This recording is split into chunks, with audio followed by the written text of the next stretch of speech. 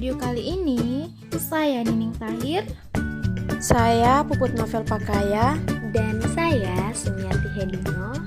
Dalam video kali ini, kami akan menjelaskan prinsip belajar dan pembelajaran dari sudut pandang pembelajaran bahasa. Perkembangan merupakan suatu proses perubahan fungsional yang bertahap dan bersifat kualitatif yang dialami individu menuju tingkat kedewasaan. Abidin tahun 2009.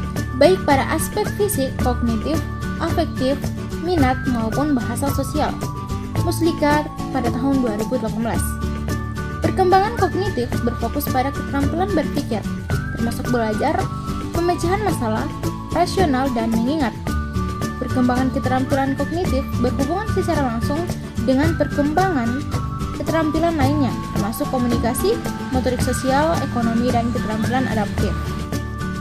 Otomatisasi. Anak biasanya memperoleh bahasa dari lingkungan. Pada awalnya, anak-anak mendengarkan dan mengamati orang lain yang menggunakan suatu bahasa, dan tanpa sengaja, apa yang didengar dan diamatinya tersebut akan masuk ke dalam bawah sadarnya. Yang berikut, pembelajaran bermakna. Pembelajaran bermakna adalah pembelajaran yang menyenangkan yang akan memiliki keunggulan dalam meraup segenap informasi secara utuh sehingga konsekuensi akhir meningkatkan kemampuan siswa. Pembelajaran bermakna merupakan suatu proses dikaitkannya informasi baru pada konsep-konsep relevan yang terdapat dalam struktur kognitif seseorang. Penghargaan. Penghargaan adalah salah satu alat pendidikan. Jadi maksud dari penghargaan atau reward ialah sebagai alat untuk mendidik supaya anak merasa senang karena perbuatan atau pekerjaannya mendapatkan penghargaan.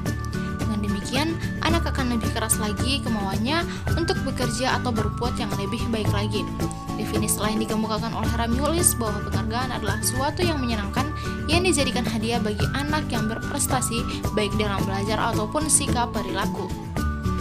Motivasi intrinsik.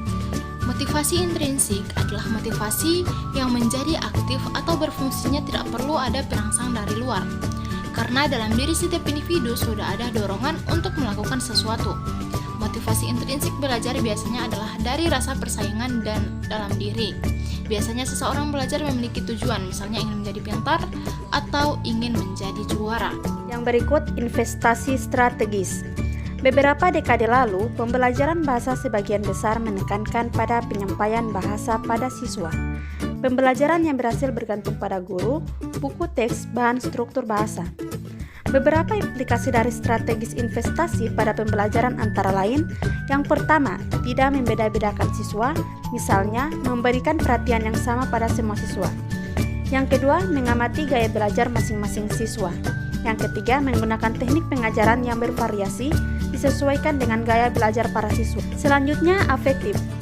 Ranah efektif adalah ranah yang berkaitan dengan sikap dan nilai. Ranah efektif mencakup watak perilaku seperti perasaan, minat, sikap, emosi, dan nilai. Selanjutnya, sikap bahasa. Sikap dalam bahasa Indonesia KBBI 2016 diartikan sebagai perbuatan dan sebagainya yang berdasarkan pada pendirian atau keyakinan. Menurut Rokesh dalam Sumarso 2002, sikap bukan sesuatu yang bersifat sesaat, melainkan sesuatu yang berlangsung dalam jangka waktu yang relatif lama. Sikap adalah jaringan keyakinan atau kognisi dan nilai yang memberikan kepada seseorang untuk berbuat atau bereaksi terhadap suatu objek dengan cara tertentu yang disenanginya. Selain itu, Lambert dalam Chart 2010 menjelaskan bahwa sikap terdiri atas 3 komponen, yaitu komponen kognitif, komponen afektif, dan komponen konatif. Selanjutnya, kepercayaan diri. Percaya diri merupakan hal penting. Dengan percaya diri, siswa dapat meraih kesuksesan dalam menghadapi kehidupan yang semakin menantang. Percaya diri atau self-confidence adalah meyakinkan pada kemampuan dan penilaian atau judgment diri sendiri dalam melakukan tugas dan memilih pendekatan yang efektif. Yang berikut, pengambilan risiko. Pengambilan risiko adalah hal yang wajar dalam merealisasi potensi diri. Pengambilan risiko dalam hidup melibatkan suatu kesadaran akan peristiwa-peristiwa yang terjadi, perhatian untuk masa depan dan keinginan hidup di masa sekarang. Selanjutnya, hubungan bahasa dan budaya. Menurut Konjaraningrat, sebagaimana dikutip Abdul Chair dan Leonie Agustina dalam buku Sosiallinguistik, bahwa bahasa bagian dari kebudayaan. Jadi, hubungan antara bahasa dan kebudayaan merupakan hubungan yang subordinatif, di mana bahasa berada di bawah lingkup kebudayaan. Kemudian, pengaruh bahasa ibu. Bahasa ibu merupakan bahasa yang pertama diperoleh individu sejak lahir. Bahasa ibu ini biasanya diperoleh dari lingkungan keluarga.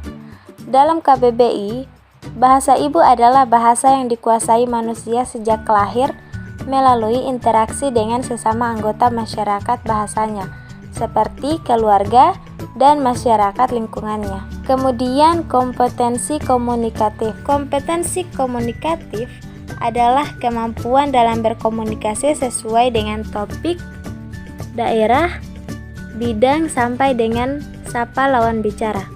Kompetensi komunikatif meliputi pengetahuan yang penutur pendengar memiliki tentang apa yang mendasari perilaku bahasa atau perilaku tutur yang tepat dan benar, dan tentang apa yang membentuk perilaku bahasa yang efektif. Baik, itulah penjelasan terkait prinsip belajar dan pembelajaran dari sudut pandang pembelajaran bahasa.